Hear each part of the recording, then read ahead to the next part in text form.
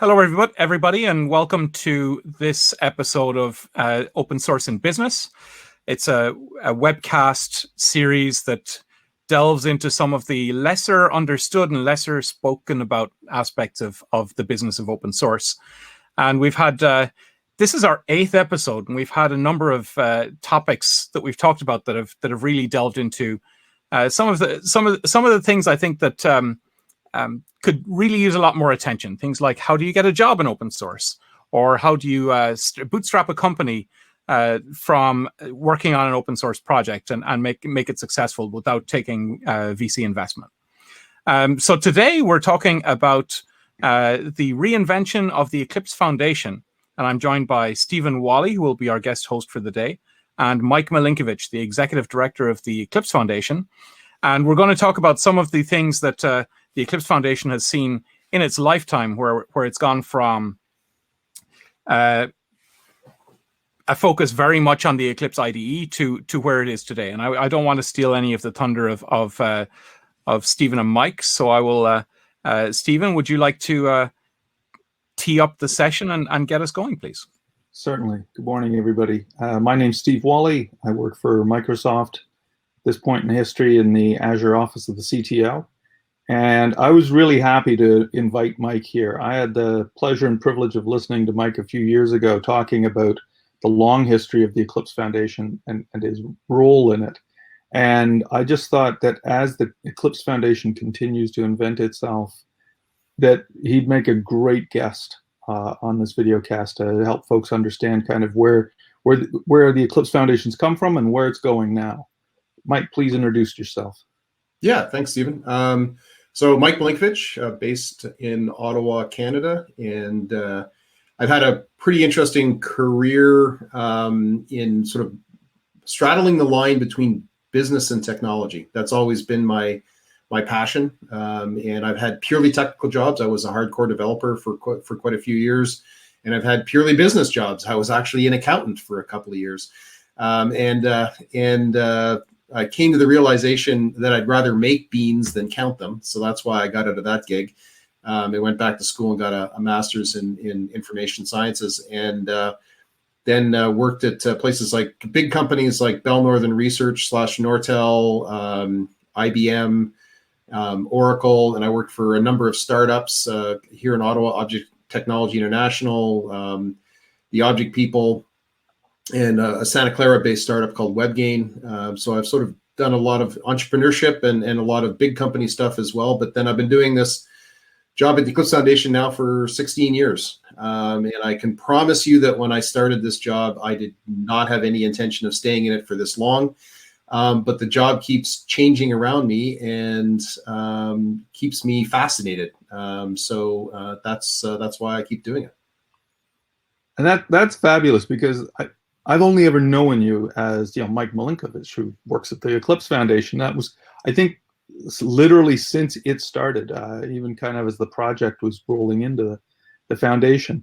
That talk you gave a few years ago now, you kind of teed it up as you've been through 3 phases. There was that initial phase where everything was fantastic as the foundation grew around the IDE.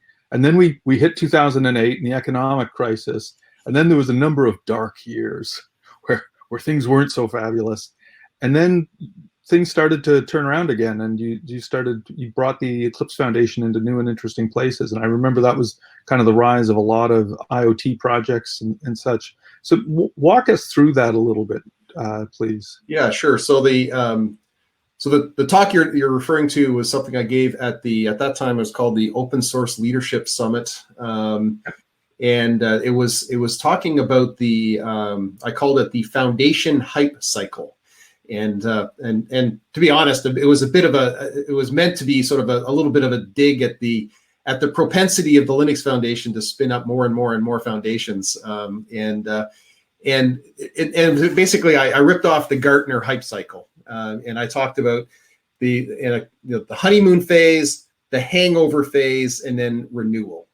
And those were the 3 phases that you were just talking about. And yeah, in the honeymoon phase, it's really easy when you have a open source foundation that has a technology that everybody is super excited about and wants to participate, and you have that sort of early burst of momentum. In 2008, it was sort of like a perfect storm. It was a mix of of course, the economic downturn and the corresponding loss of members support that happened when companies went out of business. There was also a long phase of acquisitions that happened. IBM literally acquired 40 of our members over a space of a number of years, like 40 of our members. Which we can talk about a little bit in terms of the business side of open source. I mean, absolutely. If you have a big player in an ecosystem, what's a better way to pick your acquisition targets than a startup that's already using the technology that is central to your business, and just mow through the ecosystem through acquisition. And admittedly at that point in time, IBM strategically was on a growth by acquisition kind of approach. And then after we sort of suffered through the hangover phase, then we got into the renewal phase, and that's really where we started to branch out from it. We had been doing it for beforehand in terms of branching out into other technology areas, but being much more explicit about it and much more intentional about being an open source foundation that was an umbrella foundation, that we were interested in multiple technologies, stepping out of our roots in Java and OSGI and into C and Python, and as you mentioned, breaking into IoT, and then we can talk a little bit about this as we kind of went further along. More recently, we've now become a specification organization. And so we're now both doing open source and open specifications with the move of Java EE to Jakarta EE. And then of course, even more recently, our decision to re-domicile as a European company and become a Belgian-based nonprofit association. So let's talk about that right now. Before we got going with this, you were talking about just the numbers in terms of membership and such that you had in Europe, and why is the Eclipse Foundation now hubbed out of Europe? So first of all, we're not quite there yet. So this is a sorry for celebrating before your time. Yeah. So I mean, I overuse this phrase, but this is a process, not an event. So first of all, so we've done all the filings, but the way that things work in Belgium is you do your filing to be recognized as a corporation and a nonprofit, and the Ministry of Industry at some point then issues a royal decree that says that you are now in existence and you are a nonprofit. And by the way, one of the reasons why we picked Belgium was that once the royal decree is issued, you are recognized as a nonprofit from day one. Where in contrast, if you're in the U.S. or if you're in Germany, for example, you incorporate, you start operating, then you file for nonprofit status, and some period of time later, the tax authorities get back to you and let you know whether they agree that you're a nonprofit.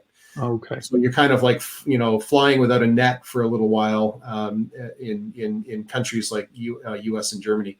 So we're still waiting for our royal decree. There's been both the pandemic and a change of government in Belgium is kind of slowing down the process. But we hope to get that soon. And so, but even beyond that, I mean, once we get the royal decree, we want to move all of our projects over. We want to move all of our members over.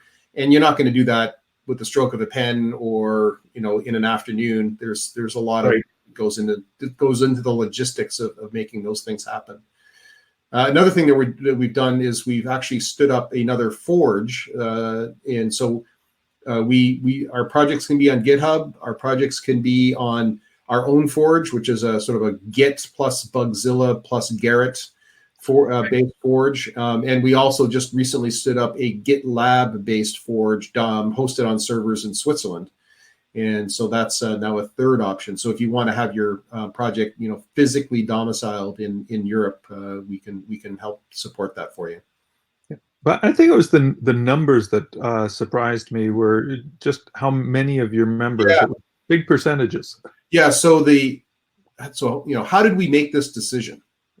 So it all started with a board meeting last October, where one of our board representatives happened to be from Europe, said, hey, it seems like the Eclipse Foundation is doing quite well in Europe. Why don't you go off and study, analyze what's working well in Europe, where you are in Europe, and how we could do even better in Europe.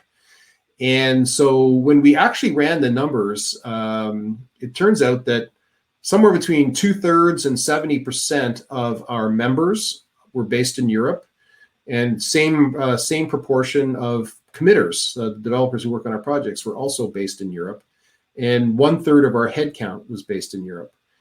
So by all of the measures that we could find, we already were first of all, we already basically were European, and we already were the largest open source foundation in Europe. And so then we kind of poked at it a little bit more, and we saw that there's a number of European initiatives, strategic initiatives like digital sovereignty, citizen privacy, ethical artificial intelligence, all of these things that are being supported from the center, from the European Commission in Europe, where open source was going to be at the core of these strategies. Right. And so we decided that, and we came to the conclusion, and this is sort of like skating to where the puck is going to be. We decided that the European Commission was going to eventually reach the conclusion that they needed an open source foundation in Europe if they were going to actually be able to execute on these strategies. So first of all, so we decided that we wanted to take that, seize that opportunity, be that foundation. And so that was a big part of the reason why we decided to re-domicile in Brussels. Well, and it just seems to make so much sense, especially based on how rich your member base already was, and the fact that 1/3 of your staff was there. That's got to make it a little bit easier. Again, so what kinds of initiatives have you already started to touch, or are you hoping to be directly involved in? Yeah, so there's pretty much all the things I just touched on. So okay. When it comes to AI, so there's a large European research initiative called AI for EU, and we're talking to them about being sort of their partner in open source. Within the topic of digital sovereignty, there's the Gaia X initiative that was first started in Germany, but is now becoming a pan-European initiative. They're actually also in exactly the same state that we are, where they have filed for incorporation in Brussels and are waiting for their royal decree to become an official entity. And we're talking to them also about how we can help support them both for open source and open specifications, because both of those are going to be part of the Gaia X initiative. And that's all around digital sovereignty, about specifying and building a federated cloud infrastructure so that it would even be possible for other organizations other than the hyperscalers to be able to provide meaningful cloud services based in Europe. And then the other one around data privacy, citizen privacy, we're involved in a European research project that we're actually helping doing research around building tools for helping protect data privacy. So that one's actually ongoing even before we made the move to Europe. And one of the things that we've been doing, we've had a legal entity, Eclipse Foundation Europe GmbH, in Europe for 7 or 8 years, and a big part of the reason why that entity exists one, to employ our staff in Europe, but also to engage in these European research projects under programs like Horizon 2020 and the like. Okay, yeah, no, I think it's been great to watch this. I think it's exciting. I mean, when do you get to move to Brussels? I'm not planning on moving to Brussels, Okay. but the 2/3 of our staff that is currently sitting mostly in Ottawa, Canada, are going to stay where they are. There's too much, institutional memory and so on there Absolutely. to mess with that. But we are very much focused on growing our headcount in Europe, and I would not be at all surprised, that my eventual successor is based in Europe, and so definitely going to be, this is not just sort of like paper. We need, Right. This is a meaningful move, and we do expect to focus our growth in Europe. I think it is genuinely exciting to see what's going on, because there has been that kind of American centric, all of the C3s and C6s, like we talk about them as C3s and C6s without kind of casually understanding that that's US IRS tax law designations kind of thing. That you occasionally hear that some of those European countries have different designations too, but you never hear about any of these foundations or nonprofits in that context. Yeah, and we do think that this is going to be an interesting differentiator for us. Absolutely. A lot of the other big open source foundations, some of the Linux Foundation, Apache Software Foundation, Mozilla Foundation, not only are they US based, they are all California based, Silicon Valley based, right? And so having a large, relevant open source foundation that is based in Europe with I think really makes us different. And I can tell you that we were already having conversations that we wouldn't have been having, 6 months ago. Right. And where people are like, yeah, that's really interesting. Tell me more. Tell me how I can move my project to the Eclipse Foundation and be based in Europe. And I think it's also important to understand that, open source is becoming a global supply chain, right? There's this underneath huge amount of the innovation that's happening around the world, and in pretty much every sector of industry you can imagine. There's this open source pipe of enabling technology that is helping support all of this innovation, and that global nature. I think it makes the idea of having an open source foundation with the European legal framework, based in Europe with infrastructure in Europe, interesting from a global perspective. Very much so. So the specification work, that intrigues me. I mean, there was a point at least a dozen years ago, maybe earlier, when you and Ian asked me to take a look at that for you when I was a lone consultant out there, and it was, I'm sure that got long lost, but it's back now. So when you look at it, it seems to be the pipeline's going both ways. We're seeing Oasis step into the space of doing open source. We're seeing the IEEE Standards Association working to figure out how to support open source projects. And then you see the Linux Foundation, with the absorbing of the Joint Development Foundation, starting to step into the specification work. What was it that brought the Eclipse Foundation into this space? So we've been thinking about, as we talked with you years ago, I mean, we'd been thinking about this for a while, but it was really the tangible opportunity of moving Java EE out of Oracle and the Java community process that really, motivate us to do all of the work. Because setting up a specification process is not for the faint of heart. I can remember when we started off the process of creating what became the Eclipse Foundation specification process and moving Java EE over to Jakarta EE. Dan Bandera from IBM said, Mike, this is going to take a year. And I was pretty sure that, we knew what we were doing and we could definitely get it done in less than a year. And he was spot on. By the time you get everybody's lawyers involved and review all the documentation and build all the documentation and so on, it was a year's worth of effort to create the specification process. But I'm really happy with where we ended up. Like what we have built, I think is a modern, open, royalty-free specification process that fully meets. I mean, I was on the board of the OSI for 6 years, and they're famous for their open source definition, but they also have an open standards definition. It gets less airtime.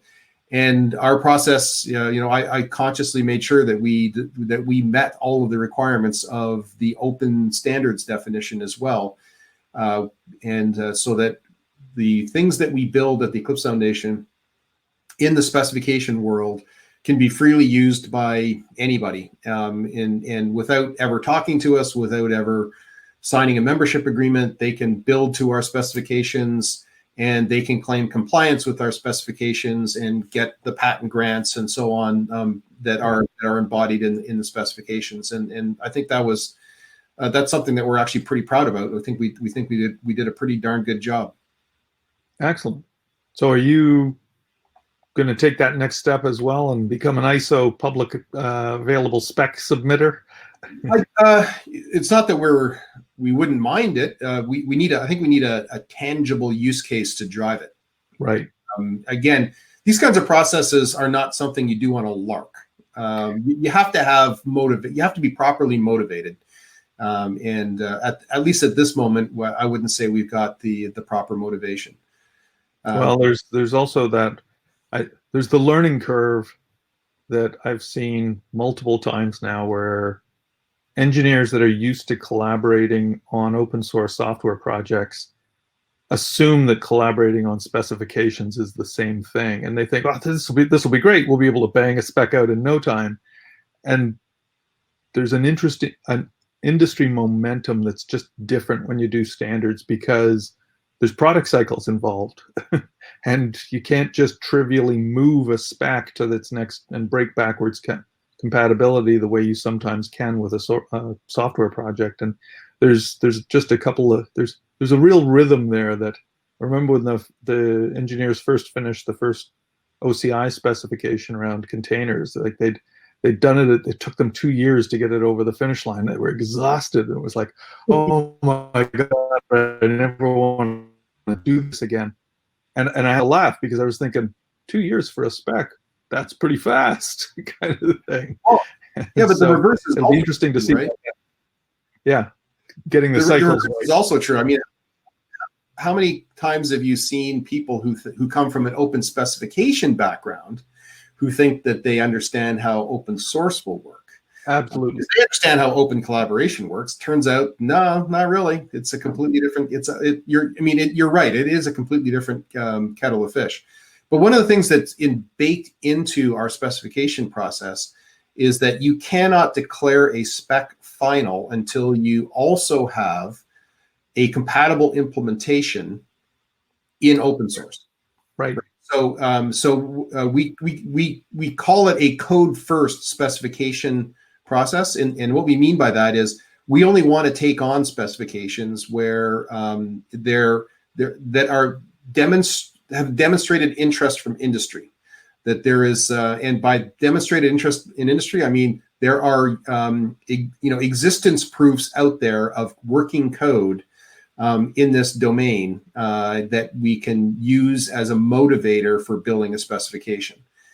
And that's a little bit of a different take from some things, but we do think that one of the successes that comes out of the Java world is the idea of having a spec plus an implementation plus a TCK. That sort of triumvirate of artifacts gets you to a better outcome than just a spec by itself. Yeah. Now it's exciting. It's an exciting time for the nonprofits in this space. So when you were talking about, I had no idea that you'd had that many members gobbled up by another member. The last time I remember the first time I ever saw something like that, the Open Systems Foundation, way back in the early 90s. It was 7 large OEMs, 8 large OEMs that started that process. But over the next 5 years, 4 of them bought 3 of them, and that was back when they were the big check writers. So this wasn't little fish being gobbled up. This was big fish being eaten, and that suddenly had this kind of surprising effect on their budgets. But the idea that you lost 40 members, again, that must have been a surprising effect on the budget. Oh yeah, and it was also, and don't forget, then industry consolidation is a thing, right? I mean, so Right. if we look at the at the board level, like so the strategic members that are paying $250,000 and now euros, Intel bought Wind River, SAP bought Sybase. I mean, so there's big Oracle bought BEA. I mean, there's some big hits at the budget level that happens from that kind of industry consolidation, and that's but that's something that is recognized by all membership supported nonprofits these days. That you're always you're always exposed to acquisitions amongst your membership. I mean, we happen to have a particularly hard time of it back in those days, but it's definitely a thing. Right. Well, and I think part of it, though, it's if you're one of those small startups, I think it's equally interesting from their perspective that I'm the board chair for the Confidential Computing Consortium, which is a year old now. It's one of the Linux Foundation directed funds. But I think it was fascinating when you watch the dynamic around when we were still meeting in person, and you'd see our small members, they'd have that opportunity to talk to the big anchoring members in business relationships that they wouldn't have otherwise had except through the nonprofit. Yep. That was the channel for them to partner with folks and potentially open those deals. So I have to assume that the annual Eclipse meetings, that there was a lot of side meetings. Oh yeah, for sure, at our conferences and so on. And I think that ultimately sort of is part of the success of the Eclipse Foundation in particular, but many open source foundations. One of the things that's unique about the way that we're set up is that our bylaws, like right in the very first paragraph in our purposes statement, our purpose is both. It's a dual purpose. It's both to foster our open source projects in their communities and to foster a commercially sustainable ecosystem. And I know that's actually, as far as I know, that's quite unique amongst open source foundations, and something that's actually, I think, really put us in good stead. And some of the things that we do that help that is, in the original world of the Eclipse IDE, for many years we've supported the Eclipse marketplaces, which is where you go and get plugins and extensions for the Eclipse IDE. And so that we've been really nurturing the ecosystem there. We're in the process of doing something similar with Eclipse Thea, which is our new generation IDE platform that's based on JavaScript and TypeScript and modern web technologies. We're building something called Open VSX Registry, which is a place where you can get VS Code extensions and install them in something other than VS Code, because Microsoft's got a terms of use restrictions on their extensions, on their extension registry that says you're only allowed to install this in the VS Code. So basically preventing a competing IDE like Eclipse Thea from participating there. So again, trying to spur the ecosystem growth around Eclipse Thea and its partner Eclipse Che, which are like I said, our new next generation IDE platforms. Well, and that was, as you said, it was part of the kind of founding principles behind the Eclipse Foundation, that you took action to build that marketplace. And so what sorts of things, were there other things beyond the marketplace, I guess initially is the way I want to ask it, that helped generate that kind of that ecosystem for successful businesses? Well, part of it is just being intentional, right? So, when we talk to folks about open source projects and open source in general, they find it very refreshing when we say things like, yeah, we want you to make money. Right. It's like, you don't have to apologize for wanting to make money and coming up with a business model that works for you. I mean, you're famous for doing your talks that says there's no such thing as an open source business model, but it's true that if we as an organization are meant to be helping the governance of the project, so that the production of software that in open source, which is then commercialized, we want to help those companies, and we regularly talk to them about, we've seen this work, we've seen that work. Right. One of the things that we do that is also very intentional is we actually structure all of our governance documents so that at each tier of membership, small companies can participate as well as large companies. So, for example, or the counter example is, there are certainly open source foundations out there that simply says, if you want to be a platinum member and be on our board, the price is $300,000. Right. Which means that, of course, that any of the smaller companies that might want to participate at that level of governance can't, because they can't afford it. Right. So we structure our dues in all places, in all scenarios, to enable exactly that. And that's actually been, in many ways, made our governance significantly better. Right. Having that diversity of opinions around the table that comes from small companies as opposed to large companies. I mean, you with your background in both open source and open specifications, you know how that changes the conversation. Absolutely. Well, and it's again, it's fun to even see it now within in the small, around the consortium that I'm playing with right now, because it is that interaction of the businesses. But I think the fact that you said that you were intentional, and you took those steps, that was wired into the way you talk to your members, I think is just a real differentiation, because starting probably with OpenStack, we started to see kind of enormous excitement in a business world, but there wasn't a structure for the business conversation. It was kind of like, get everybody in a room together, an ecosystem will happen, seemed to be the entire plan. And, so it was one of those things where I think just even those early steps of having the marketplace within the Eclipse Foundation as a way that it was this clear connection for the members to be doing things through the marketplace. It was a really interesting way to tackle that discussion. And there's a question. There's a question on the chat that I think would be good to answer, which is, what are some of the ways the Eclipse Foundation has intentionally fostered a business ecosystem? And so the best answer I've got, the best example I can give you at the moment is the simultaneous release that we've been doing for something like 14 years for the IDE platform. And so there's two ways that explicitly supports our business ecosystem that grew up around the IDE. The first is by having completely predictable schedules. Everybody could build their product plans on the certainty that the software was actually going to arrive when we said it was going to arrive. So it was a very explicit, make it easier for adopters by providing them everything they needed with all the version management things resolved, because they're all shipping on the same day.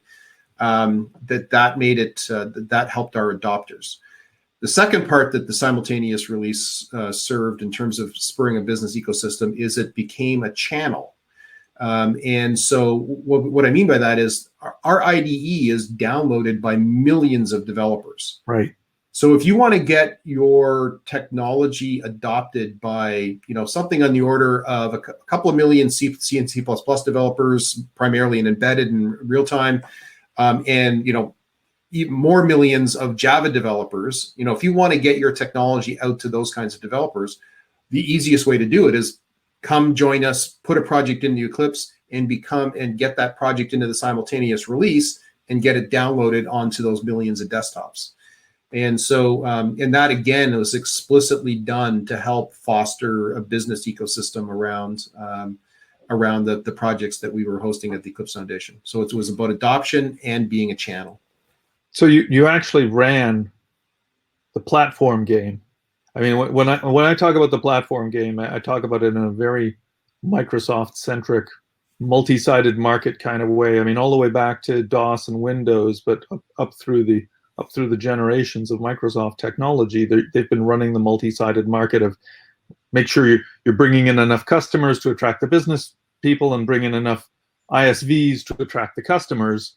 And and you take your cut off the bottom, so to speak, whereas you've done that same platform play for all of your members with, and that's provided that kind of marketplace for them. It wasn't simply hey, here's a plug-in marketplace. You were actually providing that platform that made that marketplace work.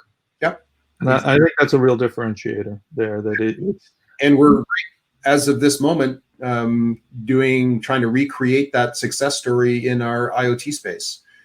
So we have now an IoT platform project that is shipping Helm charts for a bunch of our projects that basically provide you an out-of-the-box IoT cloud infrastructure for building highly scalable IoT systems. And so that's again exactly the same kind of motivation. Creating that two-sided marketplace that good platform and ecosystem strategies give you by helping foster adoption and providing a channel for the technologies that then people and our members can commercialize. Yeah, because I think that the easy contrast is, well, Linux is always a special case of everything, just in the way that it grew, even with the OSDL into the Linux Foundation. But when you look at Kubernetes as the anchoring project in the CNCF, the intention isn't to build the platform so much as here's all the pieces. How they get assembled by you as a member or an outside vendor is your business kind of thing. But it's the some assembly required is left to the members. Yeah. So the projects at the Eclipse Foundation that have been, I would say, the most successful, we've been both the open source steward and the distro. Right. So we're effectively the platform vendor in that ecosystem architecture. Yeah, very much so. That's so you said you've started to recreate it in IoT as well. Yep. So what are the other big areas? There was the IDE, and then there was a collection of Java projects and IoT. Is that kind of the big centers now, or are there other centers of gravity within the Eclipse Foundation? So we have 375 projects at the Eclipse Foundation now. And one of the things that my colleagues get sick of hearing me say is if you focus on 375 things, you're focusing on nothing. So we talk about having four main pillars at the Eclipse Foundation. So the first is cloud native Java. And we talked a little bit already about Jakarta EE, and there's also another specification group at the Eclipse Foundation called MicroProfile, which is defining vendor neutral specifications for building microservices in Java. And then we have a whole collection of open source projects like Jetty, Eclipse Glassfish, Vertex, projects that a lot of Java developers will instantly recognize, but might go, oh wait, that's at Eclipse. So cloud native Java is the first pillar. The second pillar is IoT and Edge. And so we've talked a bit about IoT, but we haven't really talked about, we also have another working group called Edge Native working group. Okay. And there's a couple of really cool projects in there for building edge solutions. And in particular, Eclipse IO Fog is, we think, the most complete open source technology out there for building an edge computing network today. And it comes from, runs on top of Linux, uses containers, and provides an infrastructure for building, deploying, and managing an edge infrastructure as an extension of your existing Kubernetes infrastructure, which I think is pretty cool. And then there's also Eclipse Fog OS that comes from more of a telecom background. So it talks about 5G and MEC and these kinds of things. It's Python based and is also a pretty cool platform that's just starting now to actually hook up to the Kubernetes ecosystem as well. So that's sort of so IoT and Edge. Oh, and actually and Sparkplug. So there's a specification in there as well, which we think is really cool. So there's a protocol that's very popular in IoT called MQTT, which is it's it's the HTTP of the Internet of Things, but MQTT doesn't specify the content. So basically, Sparkplug is the content definition for MQTT. It is the HTML for the industrial internet. So what it defines is a set of topic structures, payload structures, and an application lifecycle model for having out-of-the-box interoperability of industrial machinery, which is, I think, a pretty cool problem to solve. So then the third pillar is automotive. But when we talk about automotive, we don't mean like we're not competing with automotive grade Linux. We're not talking about software that's running in the car. We're talking about primarily two things: the connected car scenarios. So how do we take the technology of IoT and apply it to connected car scenarios? Okay, right. So Eclipse Cuxa, for example, that was a research project led by Bosch, basically it runs on top of AGL in the car, but has a complete infrastructure for doing connected car scenarios, including an app store kind of scenario for how could you deliver and manage apps running in the dashboard of your car. And then secondary in automotive is a lot of simulation. So autonomous driving systems in particular need a ton of testing before they can be safety verified. And so we have a number of projects like Eclipse Sumo, which is part of our Open Mobility Working Group, and then Open Pass, which comes out of the Pegasus research project in Europe, for doing simulation of driving scenarios to help safety qualify autonomous driving systems or advanced driving systems. And then the fourth pillar is our original franchise in tools. And I already touched on this a little bit in terms of, in addition to the venerable Eclipse Desktop IDE platform, which has served the industry so well for almost 20 years. Almost 20 years now, yeah. We also have a whole new tooling platform based on Eclipse Theia and Eclipse Che that is really providing an open, vendor-neutral tooling platform for the next generation of developers. And so so those are the four main things in terms of the whole span of the technology that we provide. And you have to remember, like, so when you talk to developers, and we still run into this. I mean, Eclipse Foundation has been in existence for 16 and a half years, and I still regularly get asked if I work for IBM. It's just like, pull your head out of the sand, buddy. You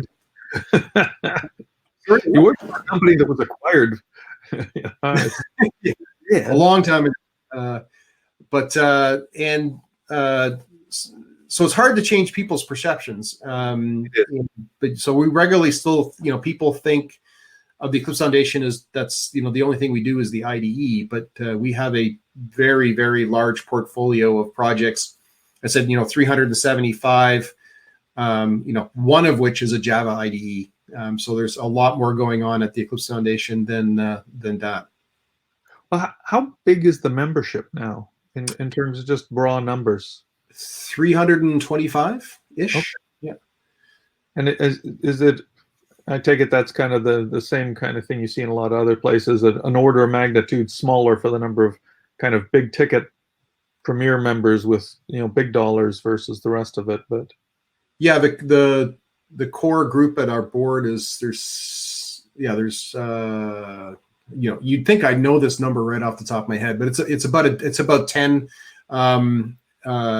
strategic members that, of course, are some of which are smaller companies, but in terms of the larger companies that are make up a significant number of our budget, there's IBM, Oracle, Red Hat, SAP, Bosch, Fujitsu, and Huawei. Okay. So that's 7. With that number of members, you're actually, you've blown well past the number that, what's the old number, about 150 people that you keep track of in your head, kind of thing. You've comfortably doubled that kind of thing. Yeah, so, Dunbar's number, I think, right?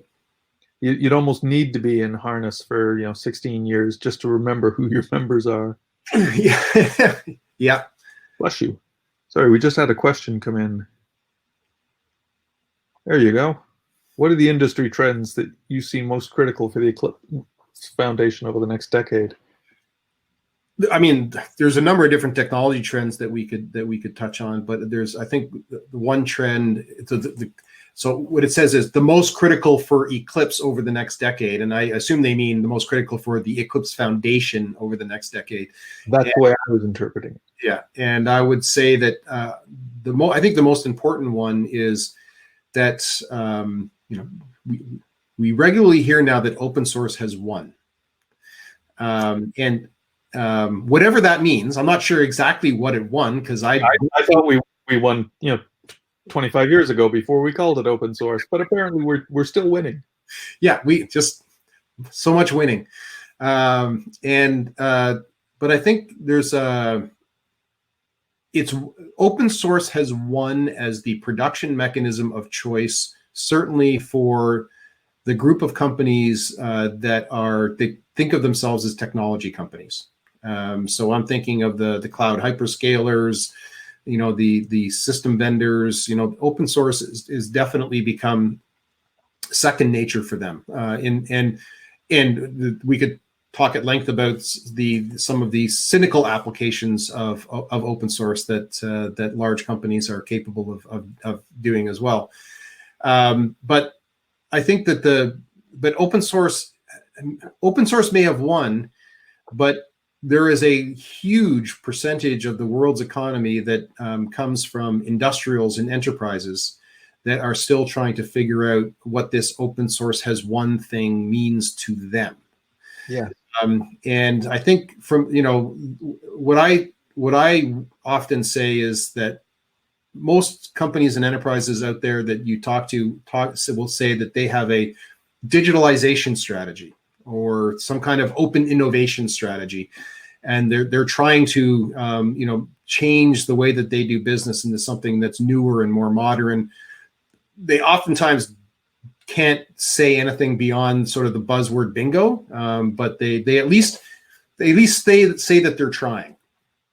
And I think that the next, but that group represents the next generation of win for open source, because I personally believe that when you talk about things like digitalization, ultimately, digitalization to me means that you are moving your enterprise to become a software-centric organization.